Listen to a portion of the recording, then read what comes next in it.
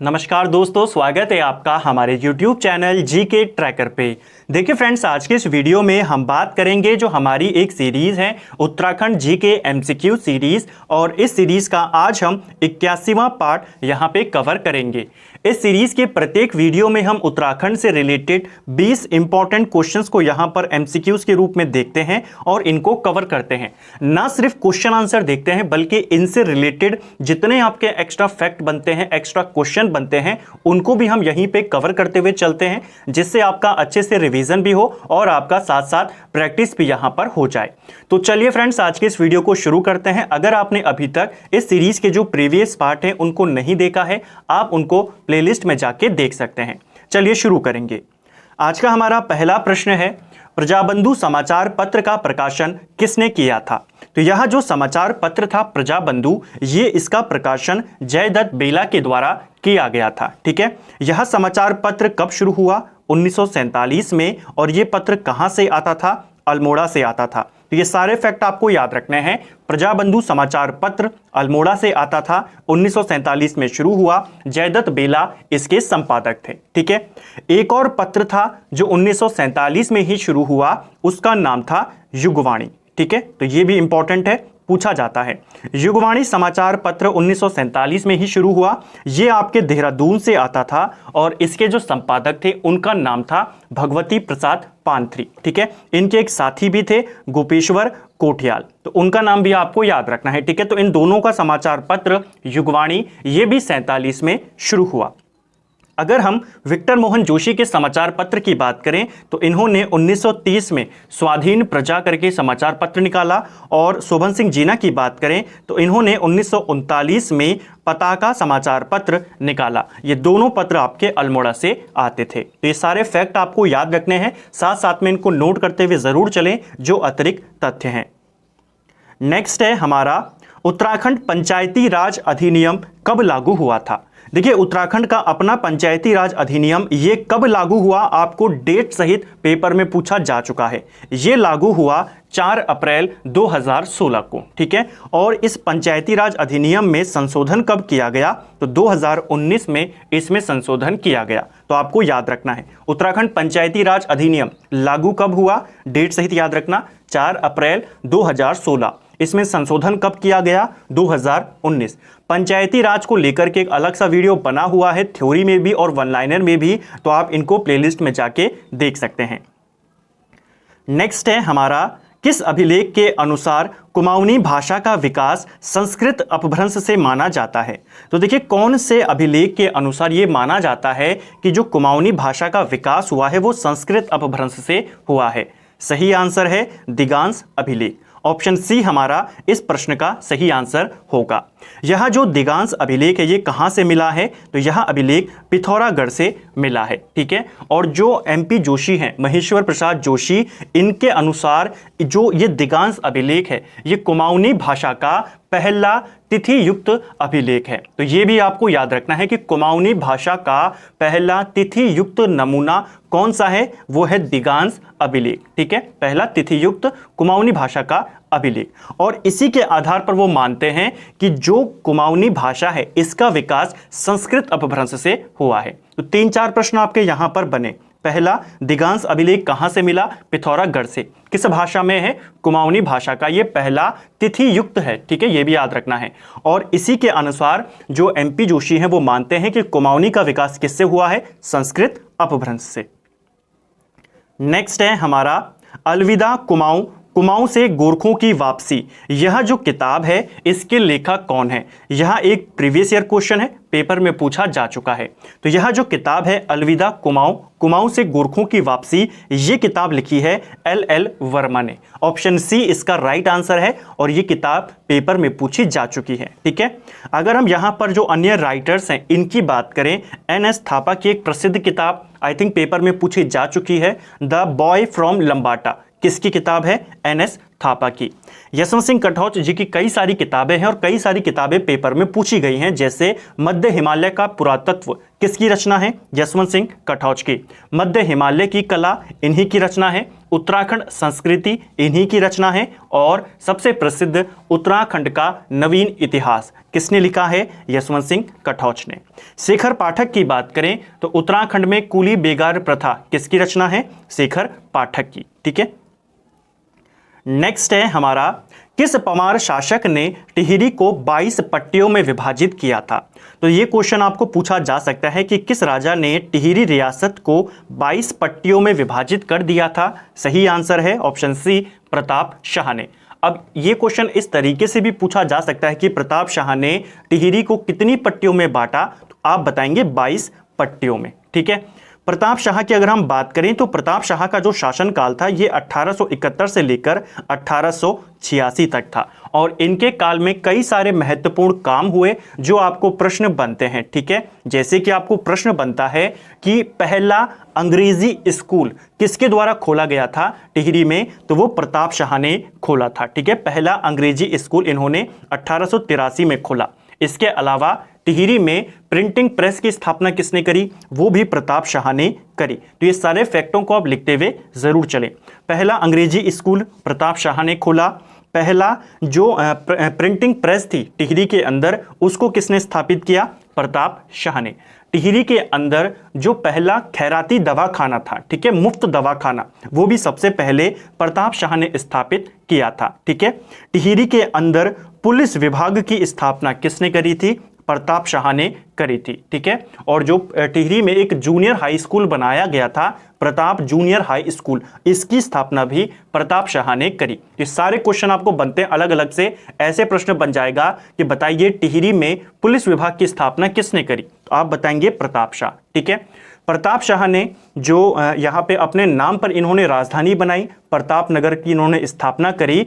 कब करी थी? 1877 में। पूछा जा सकता है इन्होंने प्रताप नगर की राजधानी या प्रताप नगर की स्थापना कब करी? 1877 में। प्रताप नगर का पुराना नाम पूछा जाता है डांगधार। ठीक है, तो कई सारे प्रश्न प्रताप शाह से पूछे जाते हैं, ये सारे आपको याद रखने हैं।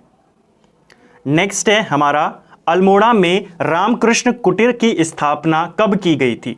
तो देखिए, रामकृष्ण कुटीर की स्थापना अल्मोड़ा में ये की गई 1916 में। ठीक है, और ये स्थापना किसके द्वारा की गई थी? तो स्वामी तुरानंद के द्वारा इस कुटीर की स्थापना यहाँ पर की गई। पूछा जा सकता है कि रामकृष्ण कुटीर कहाँ पर है? अल्मोड़ा। 1916 में स्वामी तुरानंद के द्वारा इसे स्थापित किया गया था। नेक्स्ट है हमारा, प्रसिद्ध जयंती मंदिर कहाँ स्थित है? तो देखिए, जो ये जयंती मंदिर है जिसे हम ध्वज मंदिर के नाम से भी जानते हैं, पूछा जाएगा आपको कि किस मंदिर को ध्वज मंदिर भी कहते हैं, वो है आपका जयंती मंदिर। और ये कहाँ स्थित है? तो ये आपके पिथौरागढ़ जनपद में स्थित है। ठीक है, पिथौरागढ़ में एक नौला है, प्रसिद्ध नौला, जिसे कहते हैं टोटा नौला। ठीक है, तो इसी नौले के समीप स्थित है जयंती मंदिर, जिसे ध्वज मंदिर भी कहा गया है। तो ये भी आपको पूछा जा सकता है, टोटा नौला कहाँ है, ध्वज मंदिर कहाँ है, और ये जयंती मंदिर। ठीक है, नेक्स्ट है हमारा, किस नृत्य में रामतुला नामक वाद्ययंत्र अनिवार्य रूप से बजाया जाता है? तो इनमें से किस नृत्य में रामतुला नाम का एक वाद्ययंत्र है जो अनिवार्य रूप से बजाया जाता है? सही आंसर है आपका ऑप्शन बी, हारुल नृत्य। हारुल नृत्य जौनसार क्षेत्र में किया जाता है, जौनसारी जनजाति के द्वारा किया जाता है, और यह जो नृत्य होता है इसमें रामतुला नामक वाद्ययंत्र बजाया जाता है। ठीक है, एक पेपर में क्वेश्चन बना था आपसे प्रीवियस ईयर के एग्जाम में कि जो ये हारुल नृत्य है इसकी विषय वस्तु क्या होती है, किसके ऊपर ये आधारित होता है? तो जो पांडव थे, पांडवों के जीवन पर यह आधारित होता है। ये पेपर में पूछा जा चुका है कि हारुल नृत्य की विषय वस्तु क्या है, किस पर यह आधारित होता है? पांडवों के जीवन पर आधारित होता है। इसे जौनसारी जनजाति के द्वारा किया जाता है और इसमें बजाया जाने वाला अनिवार्य वाद्ययंत्र है रामतुला वाद्ययंत्र। ठीक है, अगर हम अन्य नृत्यों की बात करें, थड़िया नृत्य, इसको लेकर भी क्वेश्चन बनते हैं। तो देखिए, गढ़वाल में जो विवाहित महिलाएं होती हैं, जब वो पहली बार मायके जाती हैं विवाह के बाद, तब थड़िया नृत्य किया जाता है।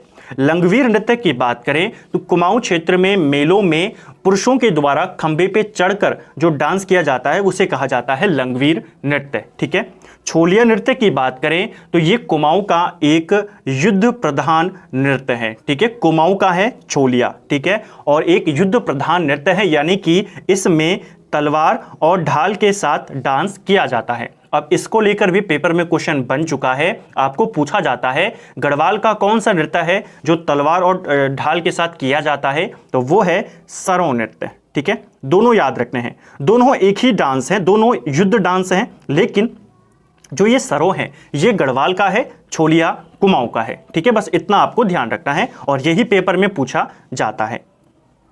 नेक्स्ट है हमारा, उत्तराखंड की पहली महिला लोक गायिका कौन थी? कबूतरी देवी हैं। ऑप्शन सी इसका राइट आंसर होगा। ठीक है, अगर बात करें बसंती बिष्ट की, ये कौन है? ये उत्तराखंड की पहली महिला जागर गायिका हैं। ठीक है, तो उत्तराखंड की पहली महिला जागर गायिका कौन है? बसंती बिष्ट।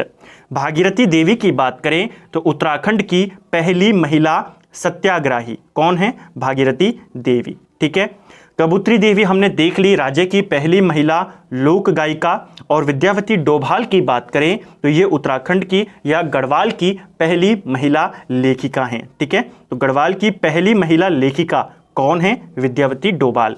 चारों आपको याद रखने हैं, चारों को लेकर प्रश्न बनते हैं।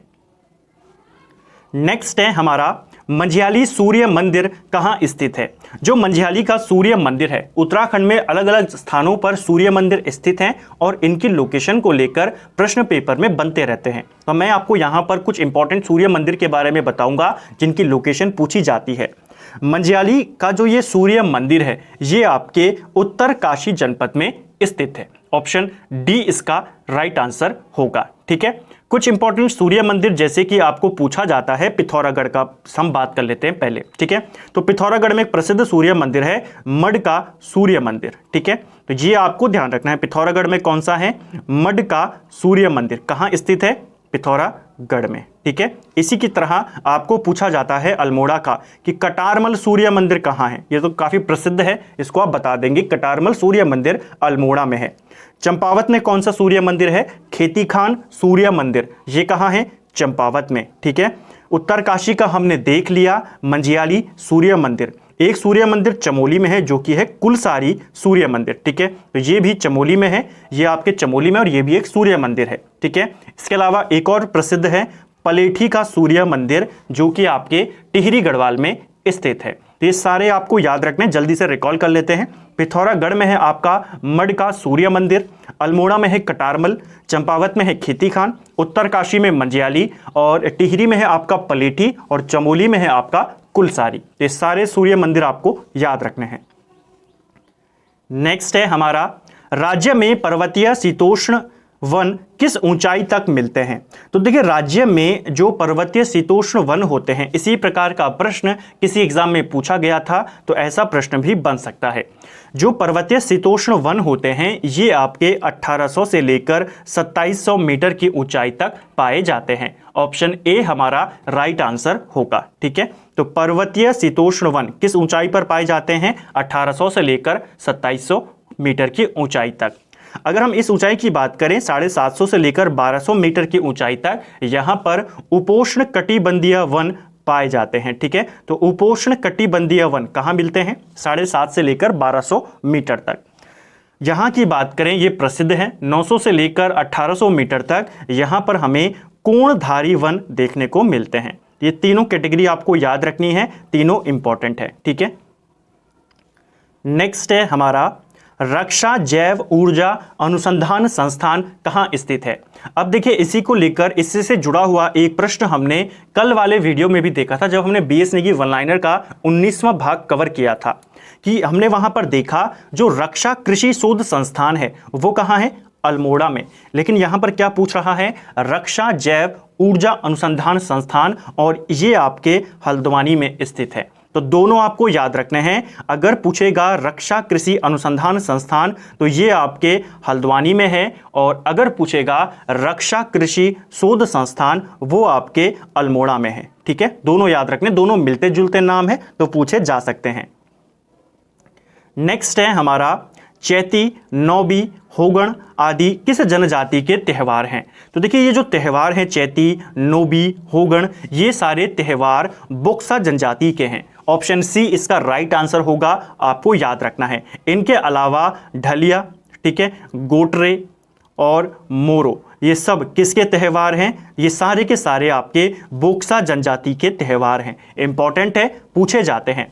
थारू की बात करें तो थारू जनजाति का एक प्रमुख त्यौहार जो आपको याद रखना है, बजहर। बजहर नामक त्यौहार कौन सी जनजाति मनाती है? थारू जनजाति, ठीक है। राज्यों की बात करें तो राज्यों का एक प्रमुख त्यौहार है गोरा अट्ठावली, ठीक है। तो गोरा अट्ठावली त्यौहार किसका है? राजी जनजाति का। इसके अलावा कर्क संक्रांति और मकर संक्रांति, ये भी किसके प्रमुख त्यौहार हैं? राजी जनजाति के। ये सारे प्रमुख त्यौहार आपको याद रखने हैं इन जनजातियों के। नेक्स्ट है हमारा चांचरी नृत्य को कुमाऊं में किस नाम से जाना जाता है? तो चांचरी नृत्य को कुमाऊं में झोड़ा नृत्य के नाम से जाना जाता है। ऑप्शन बी इसका राइट आंसर होगा, ठीक है। तो गढ़वाल में जिसे हम चांचरी नृत्य कहते हैं, उसी नृत्य को कुमाऊं में झोड़ा नृत्य के नाम से जाना जाता है, ठीक है। इस नृत्य को बसंत आगमन के समय गाया जाता है या किया जाता है, बसंत ऋतु के समय इसे किया जाता है, ठीक है। चलिए, एक और प्रश्न आपको यहां से पूछा जा सकता है, ये जो बाजुमन नृत्य होता है या बाजुमन नृत्य गीत होता है, इसका अन्य नाम क्या है? तो ये भी पूछा जाता है, इसे हम दुड़ा नृत्य गीत भी कहते हैं। तो ये भी याद रखना है, दुड़ा नृत्य गीत बाजुमन नृत्य गीत का अन्य नाम है। चांचरी नृत्य को हम झोड़ा नृत्य कहते हैं। नेक्स्ट है हमारा उत्तराखंड में चाय की खेती की शुरुआत कब की गई थी? तो उत्तराखंड में चाय की खेती की शुरुआत की गई 1824 में। ऑप्शन 1 हो गए, इसको 34 मान लेना, ठीक है। तो 1824 में उत्तराखंड में चाय की खेती की शुरुआत की जाती है, किसके द्वारा? बिशप हेबर के द्वारा, ठीक है। तो उत्तराखंड में चाय की खेती की शुरुआत किसके द्वारा की गई? बिशप हेबर 1824 में। ये छोटे स्तर पे थी, बड़े स्तर पर व्यापक स्तर पर उत्तराखंड में चाय की खेती की शुरुआत किसने करी? तो वो करी थी डॉक्टर रायले ने 1835 में। तो ये भी आपको याद रखना है। अगर पूछेगा पहली बार कब हुई चाय की खेती, तो ये हुई 1824, बिशप हेबर। बड़े स्तर पर किसने करी? डॉक्टर रायले 1835। एक और चीज याद रखनी, अगर आपको पूछा जाएगा उत्तराखंड में चाय कमेटी का गठन कब हुआ, तो ये हुआ 1834 में। नेक्स्ट है हमारा किस जनजाति द्वारा होली पर खिचड़ी नृत्य किया जाता है? तो देखिए, होली के अवसर पर कौन सी जनजाति खिचड़ी नृत्य करती है? राइट आंसर है हमारा थारू जनजाति। ऑप्शन ए इसका राइट आंसर होगा। थारू जनजाति उत्तराखंड का सबसे बड़ा जनजातीय समुदाय है, ये भी आपको याद रखना है, ठीक है। उत्तराखंड में सबसे ज्यादा जनसंख्या कौन सी जनजाति की है? थारू जनजाति। दूसरे नंबर पर आता है जौनसारी, ठीक है। थारू जनजाति को आपको प्रश्न बनता है इनको लेकर के कि ये दीपावली को शोक पर्व के रूप में भी मनाते हैं। पूछा जाता है कौन सी जनजाति दीपावली को शोक पर्व के रूप में मनाती है? थारू। इनका एक प्रमुख त्यौहार हम ऊपर देख चुके हैं, बजहर। ये भी आपको याद रखना है।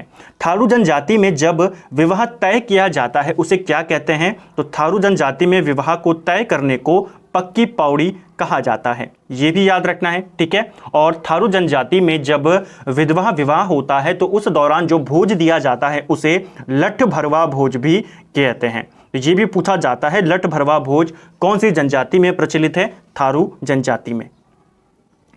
नेक्स्ट है हमारा किस गुफा को अजंता और एलोरा की गुफा के समान माना जाता है? तो देखिए, अजंता और एलोरा की गुफाओं के समान किस गुफा को माना जाता है? सही आंसर है हमारा यहाँ पर पाताल भुवनेश्वर गुफा। ऑप्शन सी हमारा राइट आंसर होगा, ठीक है। जो पाताल भुवनेश्वर गुफा है, इसमें माना जाता है कि 33 करोड़ देवी देवताओं का यहाँ पर निवास है। यह गुफा पिथौरागढ़ में स्थित है और इस गुफा को एलोरा और अजंता गुफाओं के समान माना गया है, ठीक है। अब एक चीज आपको याद रखनी है कि अगर आपको गुफा पूछी जाए किस गुफा को हम मानते हैं कि एलोरा और अजंता की गुफा के समान है, तो वो होगा पाताल भुवनेश्वर गुफा। लेकिन अगर पूछा जाए एक प्रसिद्ध मंदिर है एलोरा में, ठीक है, कैलाश मंदिर, तो अगर पूछा जाए कि किसकी तुलना एलोरा के कैलाश मंदिर से होती है, तब आपका आंसर होगा एक हथिया देवाल की, ठीक है। दोनों प्रश्न उम्मीद करता हूं आप समझ गए होंगे। अगर गुफा पूछी जाए कि एलोरा की गुफा के साथ किसकी तुलना होती है, तो पाताल भुवनेश्वर की। लेकिन एलोरा की गुफाओं में यहां पर जो एक प्रसिद्ध कैलाश मंदिर है एलोरा स्थित, इस मंदिर से किसकी तुलना होती है? तो एक हथिया देवाल की होती है। यह भी पिथौरागढ़ में है और इसका निर्माण बाज बहादुर चंद ने करवाया था। तो ये भी आपको याद रखने हैं, दोनों इंपॉर्टेंट क्वेश्चन है। पाताल रुद्रशेवर गुफा की बात करें तो यह गुफा आपके चंपावत में है और इसकी खोज कब की गई? 1993 में। नेक्स्ट है हमारा पिथौरागढ़ के प्रसिद्ध थल मेले की शुरुआत कब हुई थी? अब देखिए ये क्वेश्चन बन सकता है कि थल मेला कहाँ लगता है, तो ये आपके पिथौरागढ़ में लगता है और इस मेले की शुरुआत 1940 में हुई थी। तो ऑप्शन डी इसका राइट आंसर होगा। थल मेला प्रसिद्ध है क्योंकि जलियांवाला बाग हत्याकांड की स्मृति में ये मेला लगता है। तो आपको याद रखना है थल मेले की शुरुआत ये हुई 1940 में, 13 अप्रैल को ये मेला लगता है, पिथौरागढ़ में इसका आयोजन होता है और जलियांवाला बाग हत्याकांड की स्मृति में ये मेला लगता है। पूछा जा सकता है कौन सा मेला है जो जलियांवाला बाग हत्याकांड की स्मृति में लगता है, तो वो है आपका थल मेला। ठीक है, इसके अलावा आपको एक और चीज याद रखनी है, पिथौरागढ़ में ही एक और मेला है, प्रसिद्ध मेला बौराणी मेला। ये पेपर में पूछा जा चुका है, बौराणी मेला भी पिथौरागढ़ में लगता है। मोष्टा मानू मेला ये भी पिथौरागढ़ में लगता है। नेक्स्ट है हमारा शुद्धबन आभूषण किस अंग में पहना जाता है? जो शुद्धबन आभूषण है या जिसे हम कंडवा भी कहते हैं, ठीक है, तो इस आभूषण को कहां पर पहना जाता है? सही आंसर है इसे पैरों में पहना जाता है। ठीक है, नेक्स्ट है हमारा और आज का अंतिम प्रश्न है कि प्रथम ग्रेड की झूला वनस्पति किस देश को निर्यात की जाती है? तो उत्तराखंड की एक प्रसिद्ध वनस्पति है झूला वनस्पति, और जो उच्च किस्म की होती है, प्रथम ग्रेड की होती है, यह किस देश को भेजी जाती है? ये भेजी जाती है फ्रांस को। ऑप्शन बी इसका राइट आंसर होगा।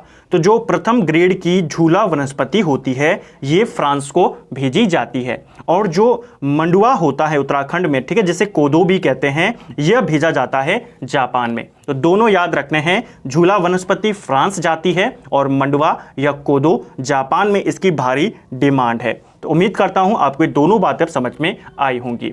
तो फ्रेंड्स ये था हमारा उत्तराखंड जीके एमसीक्यू सीरीज का 81वां पार्ट हमने यहां पर देखा। उम्मीद करता हूं आपको वीडियो पसंद आया होगा और क्वेश्चन आपको अच्छे लगे होंगे, साथ में जो हमने अतिरिक्त तथ्यों को देखा उनको आपने नोट जरूर किया होगा।